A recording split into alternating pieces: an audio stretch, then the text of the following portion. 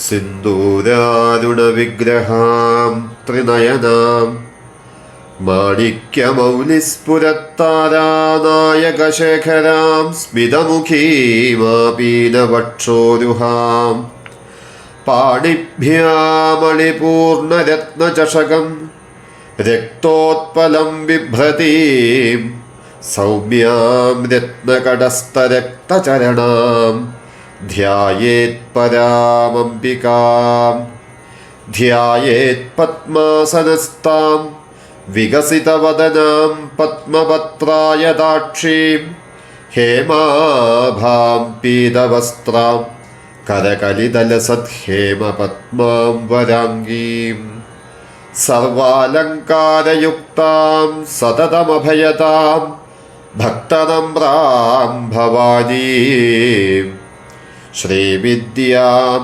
ശാന്തമൂർത്തിം സകലസുരനുതാം സർവസമ്പത്പ്രദാത്രീം സരസ്വതി നമസ്തുഭ്യം വരദേ കാമരൂപിണി വിദ്യാരംഭം കരിഷ്യാമി സിദ്ധിർഭവതു may സദാ യാ കുന്ദേന്ദുതുഷാരഹാരധവള യാ ശുഭ്രവസ്ത്രാവൃത യാ വീണാവരദണ്ഡമണ്ഡിതകരാ യാ ശ്വേതപദ്മാസന യാ ബ്രഹ്മാച്യുതശങ്കരപ്രഭൃതിഭിർ ദേവൈ സദാ പൂജിത സാ മാം പാതു സരസ്വതി ഭഗവതി നിശേഷജാഡ്യാപഹ. കൃഷ്ണ കൃഷ്ണ ഹരേ കൃഷ്ണ സർവജ്ഞത്വം പ്രസീദ മേ രമാരമണ വിശ്വേശ വിദ്യാമാശു പ്രയച്ഛ മേ. ലളിതാഹൃദയത്തിലൂടെ 11-ാം ദിവസം, നവരാത്രിയുടെയും 11-ാം ദിവസം വിജയദശമി. 9 ദിവസത്തെ പ്രാർത്ഥനകൾക്ക് ശേഷം 10-ാം ദിവസം വിജയദശമിയായി ആഘോഷിക്കുന്നു. ഈ ദിവസം അത് 11-ാം ദിവസമാണെന്ന് മാത്രം. ശാരദീയ നവരാത്രി, ശരത്കാലത്ത് ആരംഭിക്കുന്ന നവരാത്രി എന്നും മഹാനവരാത്രി എന്നും പ്രസിദ്ധമായ ഈ വർഷത്തെ നവരാത്രി സെപ്റ്റംബർ 22-നാണ് ആരംഭിച്ചത്.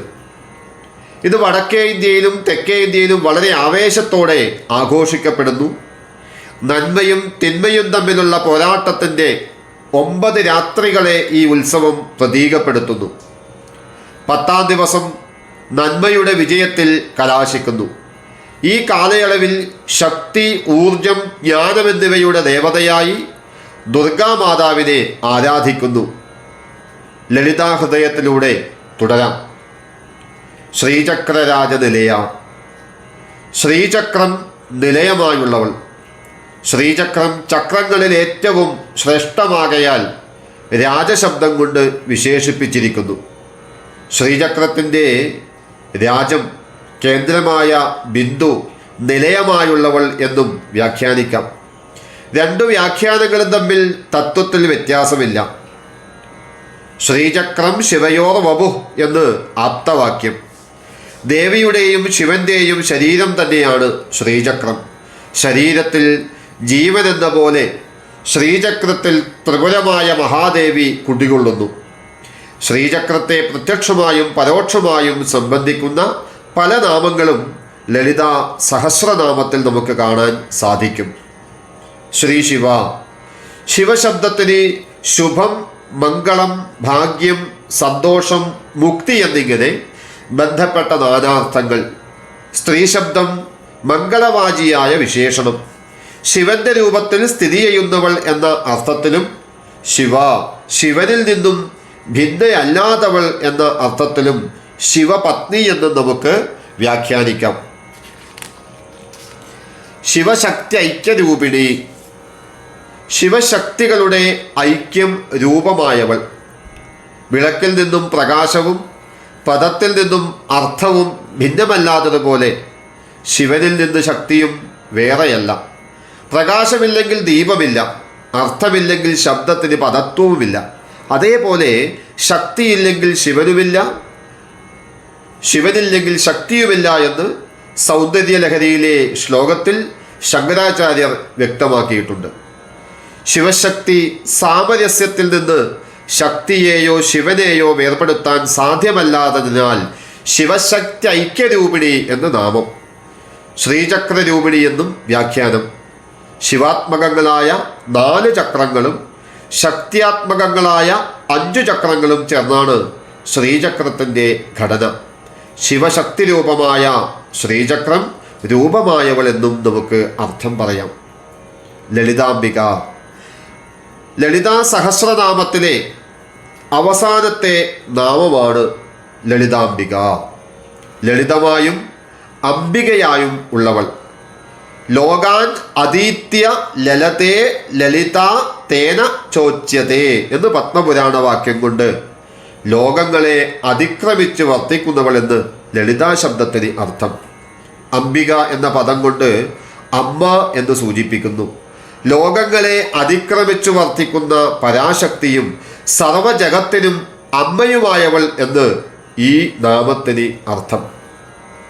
സഹസ്രനാമം ആരംഭിക്കുന്നതും അവസാനിക്കുന്നതും ദേവിയെ അമ്മയെന്ന് കീർത്തിച്ചുകൊണ്ടാണ് എന്നത് പ്രത്യേകം ഓർമ്മിക്കേണ്ടതാണ്. ഈ ഒരു ലളിതാ ഹൃദയത്തിലൂടെ തുടങ്ങുന്ന സമയത്ത് ശ്രീമാത എന്ന നാമത്തെക്കുറിച്ച് വ്യാഖ്യാനിക്കുന്ന സമയത്ത് സൂചിപ്പിച്ചു, ആ അമ്മേ എന്നുള്ള വിളിയിലൂടെ ലളിതാംബിക നമ്മളുടെ എല്ലാ തരത്തിലുള്ള ഉത്തരവാദിത്തങ്ങളും ഏറ്റെടുത്തിരിക്കുകയാണ്. അങ്ങനെ അമ്മയിൽ നിന്നും തുടങ്ങി ഈ ജഗത്തിൻ്റെ മുഴുവൻ അമ്മയായിട്ടുള്ള ലളിതാംബികയിലേക്ക് നമ്മളെ എത്തിക്കുന്നത് ഈ സഹസ്രനാമത്തിൻ്റെ ഉപാസനയാണ് എന്നുകൂടി ഇവിടെ ഓർമ്മിപ്പിക്കട്ടെ. സൗകുമാര്യം തു ലാളിത്യം എന്ന നിർവചനപ്രകാരം അഴകുള്ളതെല്ലാം ലളിത എന്ന വിശേഷണം അർഹിക്കുന്നു. ലളിതേ സുന്ദരമെന്ന് ശബ്ദാർണവവും ഘോഷിക്കുന്നു.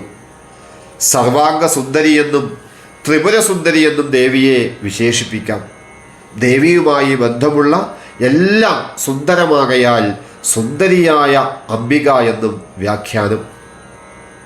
പ്രയാഗ തീർത്ഥത്തിൽ അധിഷ്ഠാത്രിയായ ദേവിക്ക് ലളിതാംബിക എന്ന് പേര്.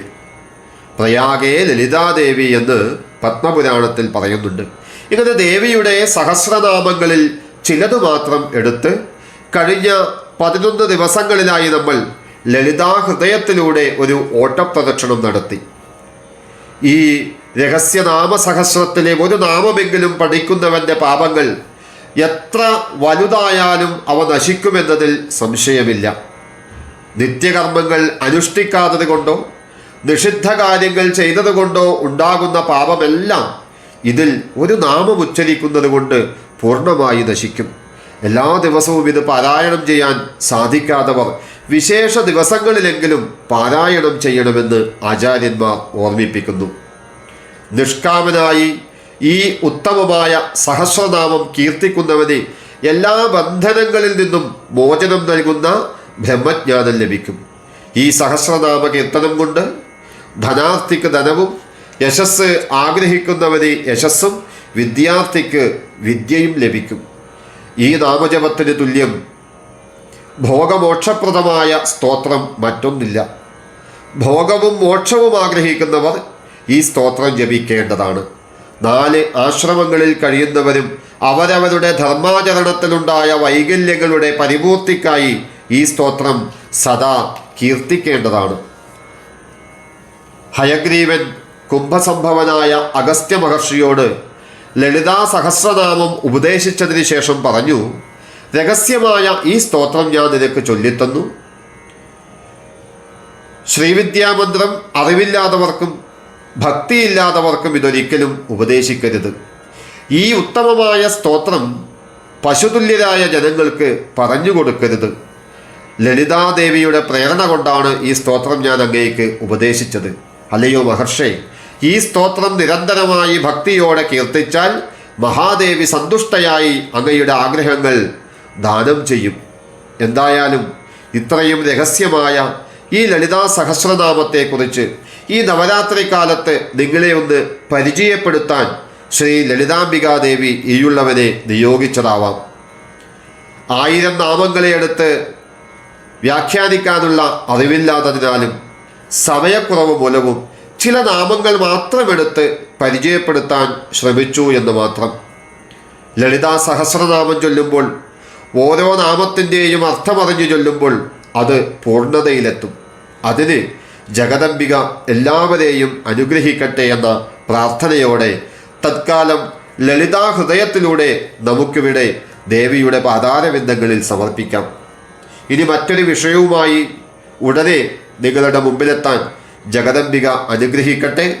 നിങ്ങളുടെ പ്രാർത്ഥനയും പ്രേരണയും എന്നും കൂടെയുണ്ടാകണം എന്ന പ്രാർത്ഥനയോടെ ജ്ഞാനതോ അജ്ഞാനതോ വാപി യന്മയാ ചരിതം ശിവേ തത്തൽ കൃത്യമിതി ജ്ഞാത്വാ ക്ഷമസ്വ പരമേശ്വരി. ആവാഹനം ന ജാനാമി വിസർജനം പൂജാവിധിം ന ജാനാമി ക്ഷമസ്വ പരമേശ്വരി.